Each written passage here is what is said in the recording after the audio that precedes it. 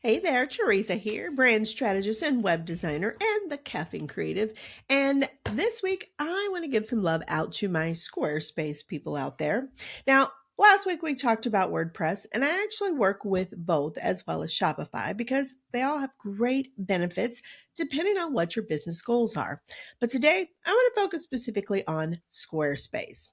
Squarespace is a really solid and secure website platform, and they take really good care of their clients. That is why a lot of people have moved their websites to Squarespace. Squarespace takes care of those security updates that WordPress forces you to do. They have redundancies in place in case something goes wrong so that your website is never truly down for that long, if ever. And if an outage does happen, they address it very quickly and get things back up and running as fast as possible. But technology, as we've all learned, can crash on us and still things can go wrong. And sometimes, actually, usually, we're the ones that break things. So, as fabulous as Squarespace is, they can't protect us from ourselves. So, it is up to us to do that. And that's what I want to talk about today, how to create backup for your Squarespace website in case the worst thing possible ever happens. Now, the first thing I want to talk about is how to make a true backup and what that actually means, because it's a little bit different for Squarespace. There is no large flashing button in Squarespace that says, click here to back up your website. But they do have a duplicate feature that will create a full backup of your website. And there's a couple things that I want you to be aware of with this feature. When you hit that duplicate button, it is a snapshot in time. So any changes that you make to your live website after that duplicate has been made will not be on the duplicate website. So it's just a snapshot. It's not a constant backup.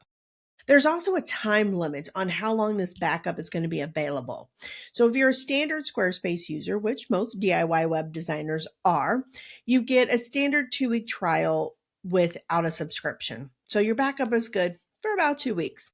If you are a Squarespace Circle member, you get 6 months with the trial period for the websites. Now, to be a Circle member, you actually have to be the owner or contributor of at least 3 Squarespace websites. So that's not something a lot of people building their own websites are able to do. All right. Now, with that 2-week timestamp on it, you can sometimes request an extension from Squarespace if you feel you need to, but that isn't always guaranteed, and it's only going to give you a little bit of extra time.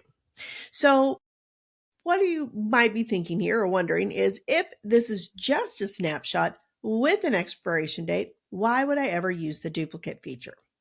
Because here is an opportunity if you want to go in and make some major changes to your website, or you want to play around with any of the design elements that impact the full website, like changing fonts or spacings or things like that.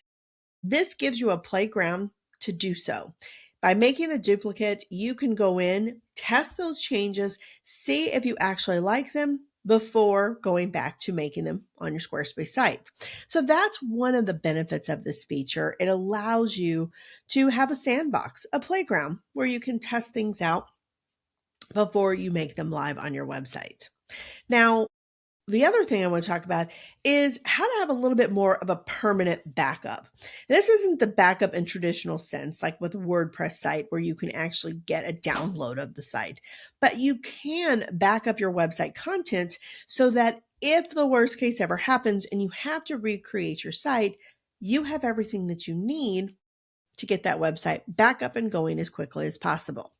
Now, here's what I recommend for backing up that Squarespace content, right? First, I suggest you have a Google Drive or some other form of cloud storage because that way you can access it from any device as long as you can log in.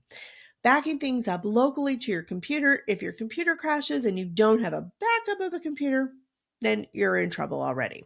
So get yourself, Google Drive is free for most people. And if you need extra space, it's pretty minimal cost. And set things up so that you can create a folder specifically to your backup. Now, I say start with the written content. What I do is create a document for each page of my website where my written content for that page lives, along with any other special details that I need to know, such as the page title for the website, SEO title, meta descriptions, and the URL or slug. Having all of that on one page in your Google Drive by website page, you can quickly recreate that page if you ever need to. You also want to have a backup of your images. Copies of those images is so helpful for more reasons than just backing up your website, especially if you have a very visually heavy website like a portfolio showcasing your work. And yes, interior designers, I am specifically talking to you on this one. Make sure that you have folders that organize your images in a way that makes sense to you. Title your images and make sure you have any other details that you need to know, such as photo credits or meta descriptions, alt tags, things like that for those photos saved in that same folder. Not only is this going to help you with backing up your website, but it's going to make it easy to find those images when you're working in other areas of your marketing. The next thing that I recommend is to get full page screenshots of your pages.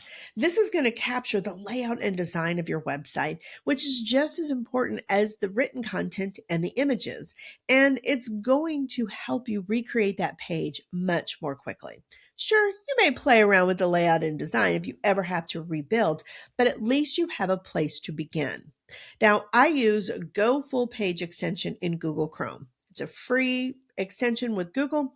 And if you don't use Google Chrome, every browser has something that you can use. You just need to do a little bit of research to find it. The next thing that I recommend you do is if you have any products that you sell through Squarespace, back them up as a CSV file. This is going to save all of that raw information regarding your product so that you can quickly get them into Squarespace again if you ever need to rebuild. And then finally, track the site details and custom elements. This is going to be the fonts that you use and the size that you use for those fonts, for the headers, for the basic text, for line height, spacing, all of these things. Any custom CSS or custom fonts that you've added. Creating a document that tracks all of that information is going to make it that much more simpler if you ever have to rebuild your website in case the worst happens. So now, if you really want to dive deep into this topic, I have gone into way more detail in this week's blog post, How to Back Up Your Squarespace Website, which you can find on my website at caffeinecreative.io. So I will make sure I include a link in the description below. And if you have any questions or comments for me, please feel free to reach out. You can comment here on this video or shoot me an email at theperfectblend@caffeinecreative.io, and I would love to hear from you. Have a great day, and we'll see you next week.